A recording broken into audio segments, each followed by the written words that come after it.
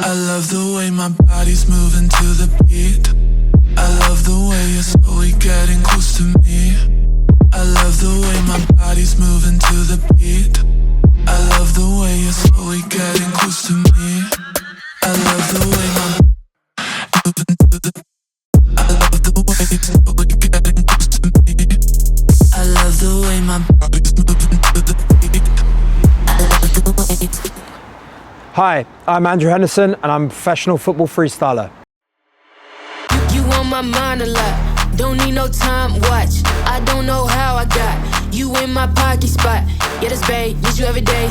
You like my oxygen, make it seem like the barging down. Got my heart no barging in, from the bed to the floor to the couch. Might wake the neighbors up, break you in then break you out. In the end, we're gonna make the child. So I started training freestyle football back in 2006. I turned professional in 2009, became the youngest UK champion ever at the time at the age of 17. And then I won my first world championships when I was 19. So I'm the 5-time freestyle football world champion, 8-time UK national freestyle football champion. I also hold a number of Guinness World Records for freestyle football skills. I also have some records doing skills with the rugby ball. And I've been lucky enough to travel to over 50 countries performing freestyle football skills, teaching freestyle all over the world. I've released a book teaching freestyle that's sold in the most popular bookstores across the world in a variety of different languages as well. And more recently, I've been fighting in MMA, mixed martial arts. I'm currently 2-0. with 2 first-round finishes via technical knockout or TKO. And I'm continuing to train mixed martial arts and continuing to train freestyle football, but I don't compete anymore in freestyle. I may make a return, but that's yet to be decided.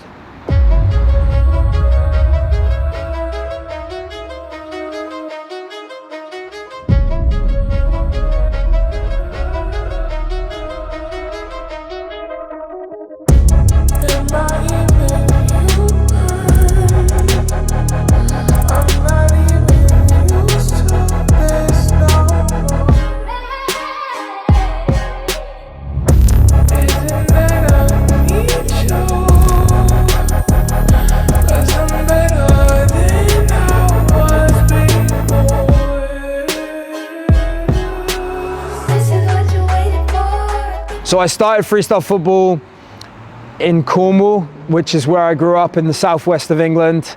I was always very active as a child. I played many different sports. I played rugby for around 10 years, played lots of football, played table tennis, just basically anything to do with sport, I was down for it.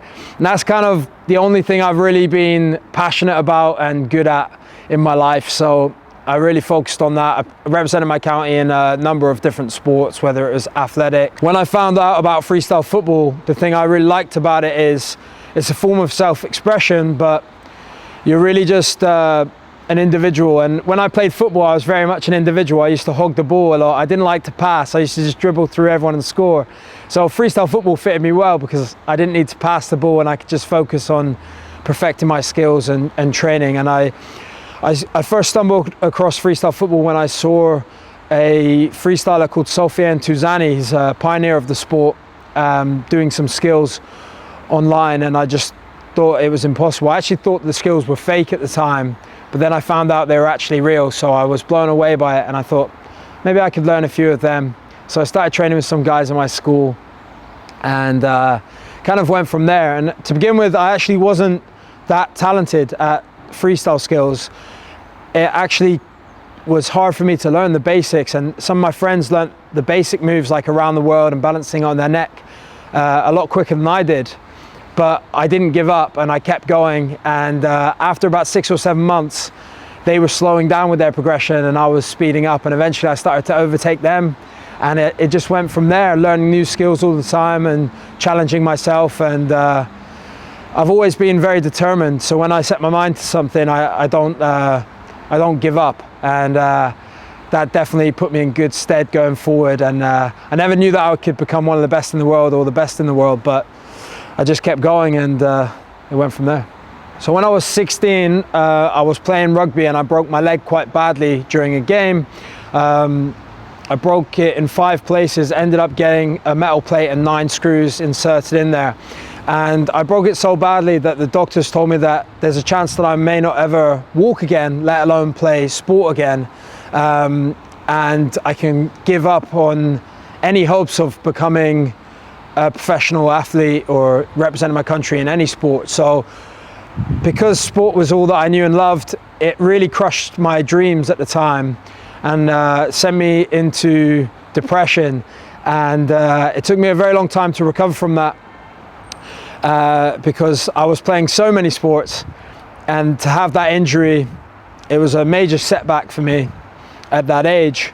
But when I recovered and I came through that adversity and I started training freestyle skills, even with my leg in a cast, balancing the ball on my head and on the side of my head, and doing tricks even with that injury, it gave me a bit of hope that I could make a full recovery and come back. I didn't know if I could come back as strong as I was before, but it gave me a bit of hope. And that's all I needed, really. And then I came back and I got stronger than ever before, and I knew that coming through that adversity made me mentally tougher as well as physically than I was before. And the main thing that I got from that injury and overcoming that struggle was being grateful. Just being grateful that I could walk again, because I thought that I wouldn't be able to, and being grateful that I could run and play football, do skills, and just have those dreams that I thought were wiped away from me and I'd never be able to attempt to achieve again, still there for the taking. And I thought, okay, now I need to train as hard as I can. Now I need to make the most and be grateful with every opportunity.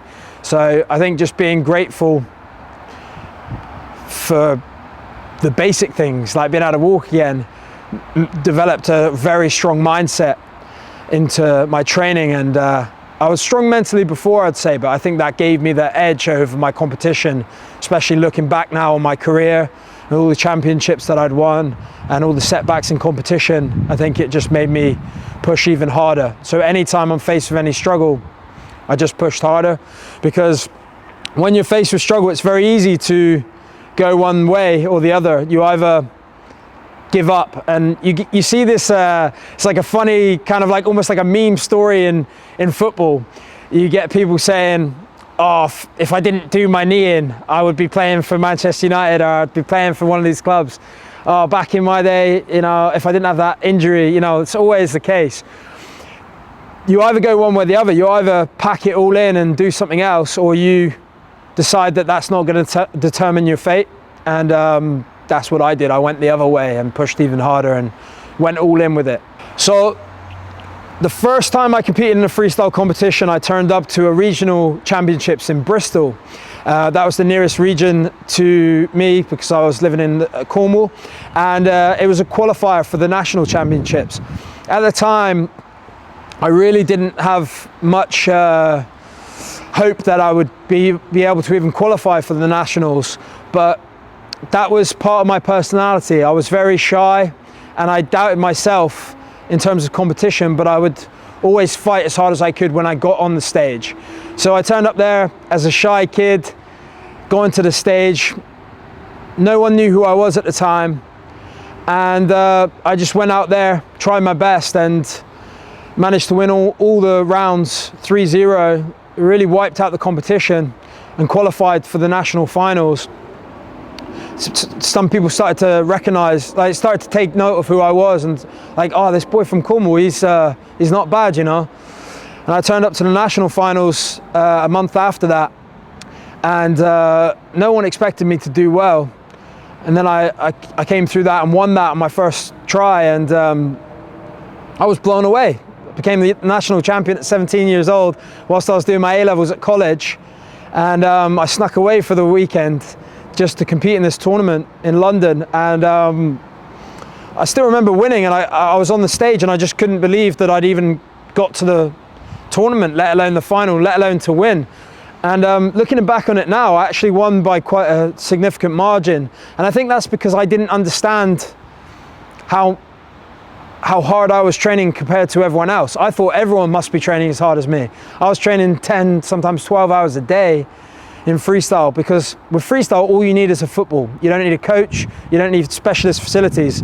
If you've got you and a ball, that's all you need. And I'd practice all the time. I'd practice till my legs were sore. And then when my legs were sore, I'd practice sitting down tricks. And then when I was tired from that, I'd practice balancing the ball on certain parts of my body that didn't require too much like physical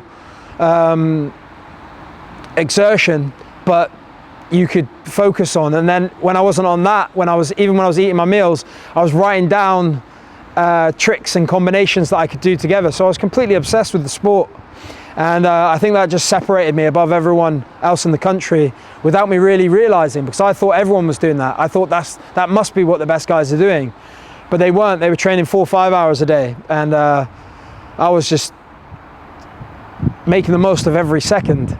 And because of the recovery from the injury, when I was playing all the other sports, I stopped playing rugby, I stopped playing table tennis, stopped doing athletics, stopped playing football. And I just focused on freestyle football. And that became my obsession and my life's sort of goal, to become as good as I could be. Didn't know I could be the best or one of the best at the time, but when I won the UK Championship, I thought, maybe I have a chance here of doing well. But after the qualifying days, the 2 qualifying days, I ended up finishing first in my group and qualifying for the top 16. And I thought, wow, I'm doing well here. I've got a chance of winning this tournament. But then I lost in the first round of top 16, got knocked out. My dreams were shattered. And as an 18-year-old at the time, I came back to England and I hadn't enjoyed being 18. So I started to go out with my friends. I stopped training freestyle. And I thought, oh, I'll never become a world champion. I'll never get a chance to compete in the Worlds again. And then I got a call saying, you qualified for the top 16 for the World Championships the next year on the 16th rank. So I was the last guy to qualify. And that was in Kuala Lumpur in Malaysia in September 2011. So I turned up to that tournament not expecting much. And I ended up winning the whole tournament. And I went against one of my best friends in the final, a guy from France called Gautier. And when I won that tournament, it just changed my life. It became youngest world champion at the time, at the age of 19.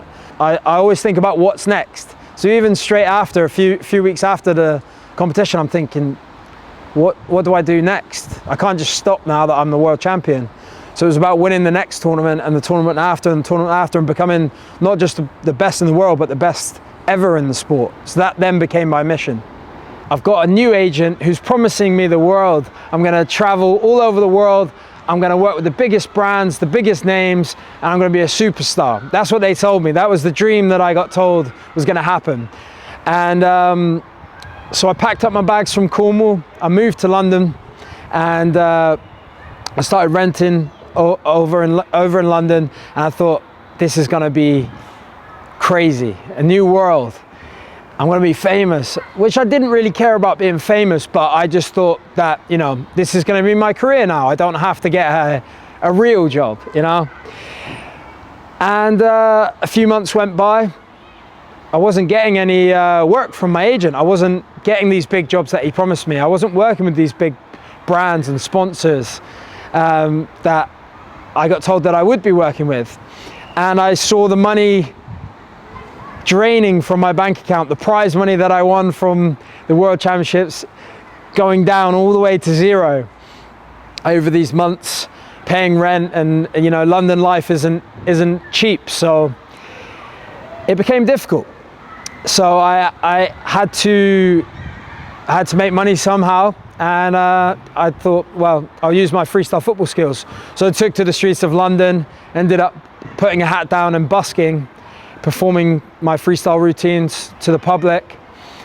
And some days were great, you know, you get great reaction. I can work on my skills at the same time as making some money, but other days were really tough. The weather in England isn't that great, as most people know, so it would pour it down with rain, but I still had to go outside and busk and do the skills. Sometimes I'd slip over. Sometimes people would be in a rush walking past or running past to get out of the rain, and they would kick over my box or hat with money, and then I'd have to spend like a long time picking it all up, and I'd lose money off them from that.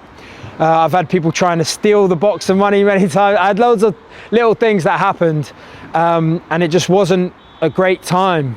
But I'm so grateful for that time because it made me realize many things. It made me realize that people will try and sell you a dream and tell you what you want to hear.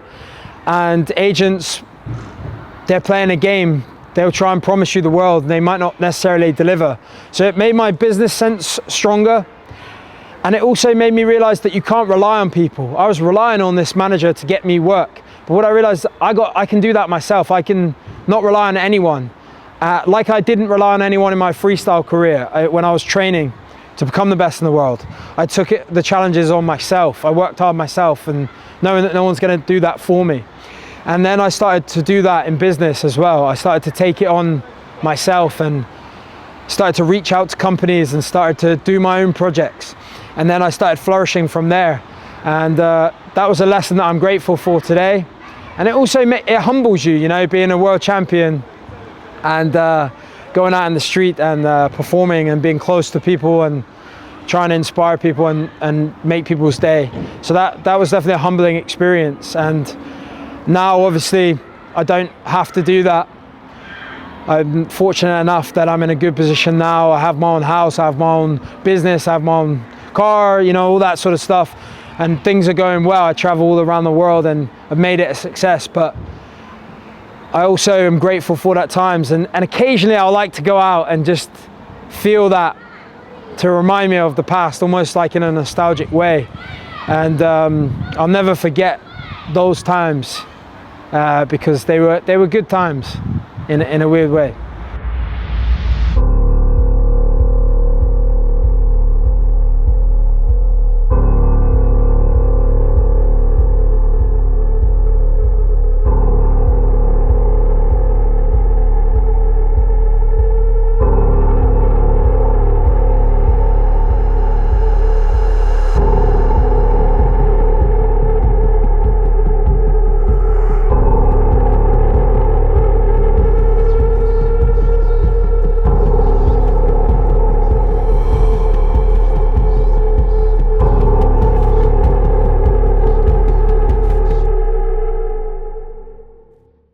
So I've been blessed with the opportunity to travel all around the world thanks to my career in freestyle football. I've performed at the Olympic Games, I've performed at the World Cup final in Brazil, I've traveled to over 50 countries showcasing my freestyle skills, teaching kids freestyle football skills, sharing my knowledge and experience with them, and also performing in front of royalty. So I've got a standing ovation from King Charles, which is something I'm very proud of, especially being British. I've also worked with Prince Harry as well, and collaborated with lots of social media stars and football players such as Cristiano Ronaldo, Neymar Jr., Lionel Messi, David Beckham, and I could keep going on about the football players I've worked with. It's something that I'm very grateful for, and it's also something that's very interesting. When I work with football players, it's always interesting because most football players, they can do it all when it comes to football, but I can show them something with my freestyle skills that maybe they haven't ever seen before. So there's a bit of a different dynamic there because I can actually show them something. They're the best players in the world with the football. I can show them something with the football they can't actually do. And that's why we have an interesting collaboration, which has always been a fun experience for them to be able to show them something maybe they can add to their game, or even if it's just a skill they've never done before. So I'm very grateful for those opportunities. So after I finished competing in freestyle football, I achieved my goals, became 5-time world champion, which was my goal because I knew at the time it would solidify me as the best ever freestyle footballer. I knew that I wanted to give back to freestyle football, to something that gave me all these amazing experiences, to travel the world and share what I know and love. And I started to set up my own agency, managing freestyle footballers and influencers on social media. I developed my own social media as well, getting millions of followers, whether that's on Instagram, Facebook, TikTok, all the platforms, so I can showcase my skills and teach my skills that I've trained for the whole of my adult life.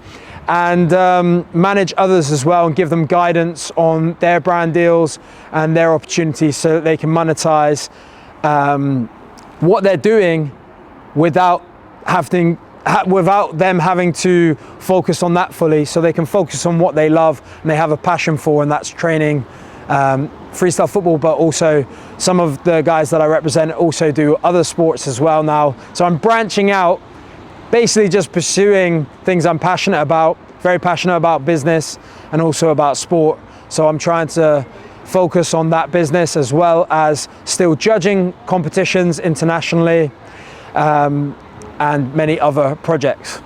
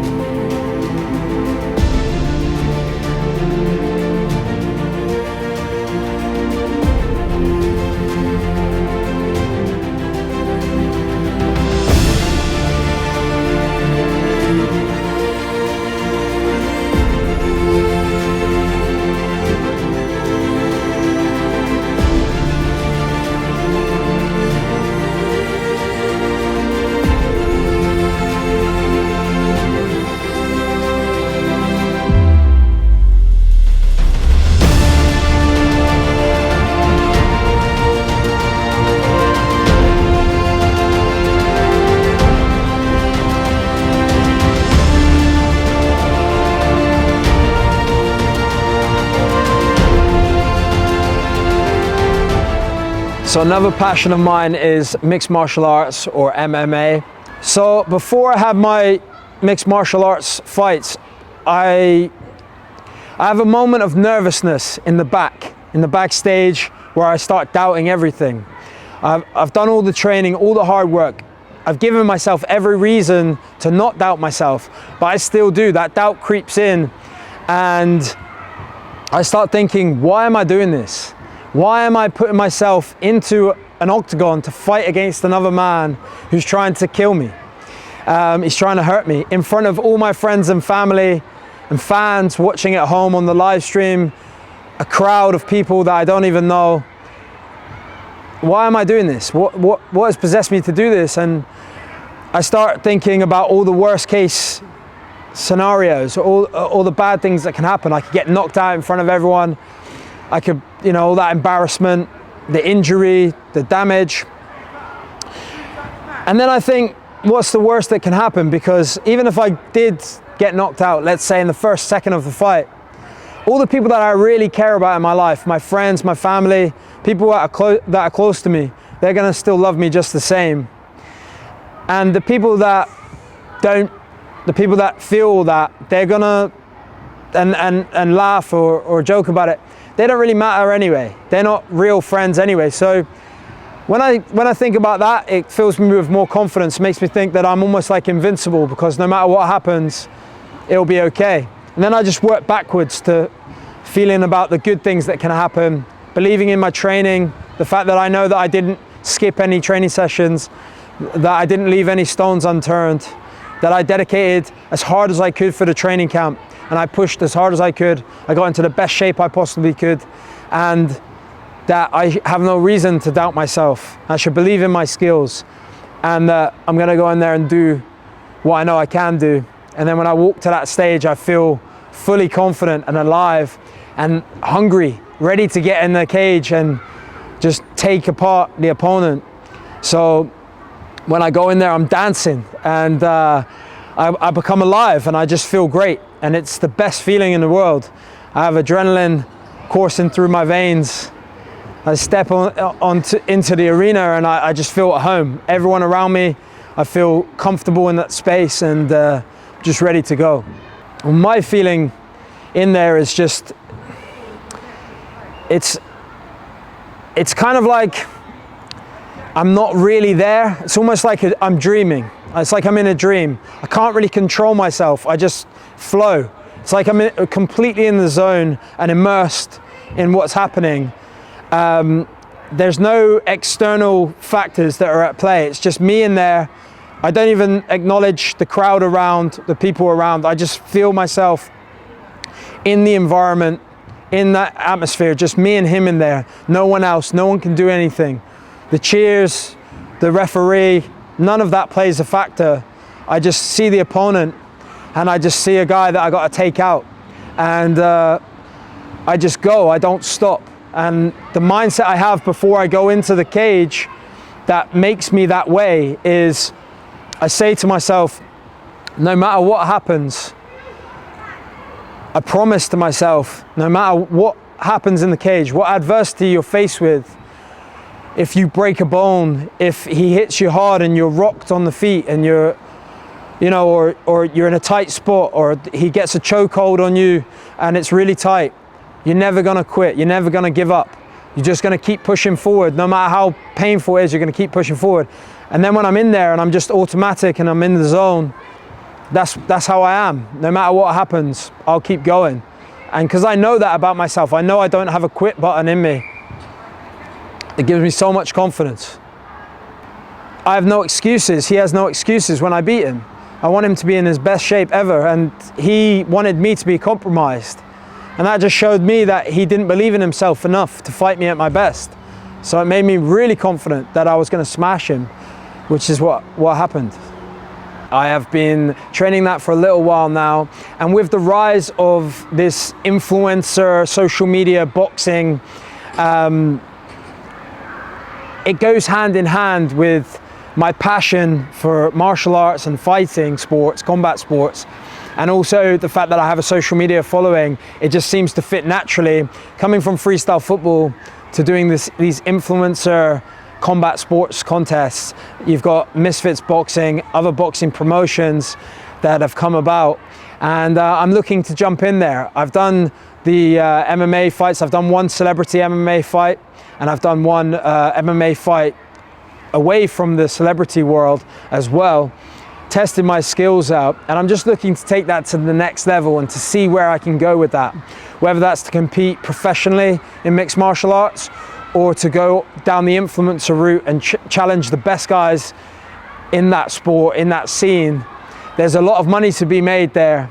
I've already got the skills, I've already got the social media following. Now it's about combining them and taking on big challenges. And that's something that I wish to pursue, and I will pursue in the near future. I have some plans.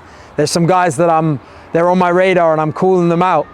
And I can't say too much about it now, but I'm gonna test my skills against these guys, and I fear no one in that space. I really think that I'm the top of the pecking order in that space, and I'm ready to pursue anyone. So anyone, any weight class that wants it, I'm ready for it. And I want to take on big challenges because I feel that I can become the best in that world, like I was in the world of freestyle football.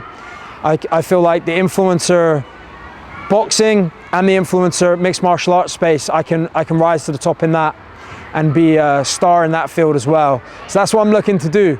So anyone that's watching this, anyone that sees it, if you want the smoke, then come see me, because I'm down. Am I satisfied? I'm never satisfied, really, I would say.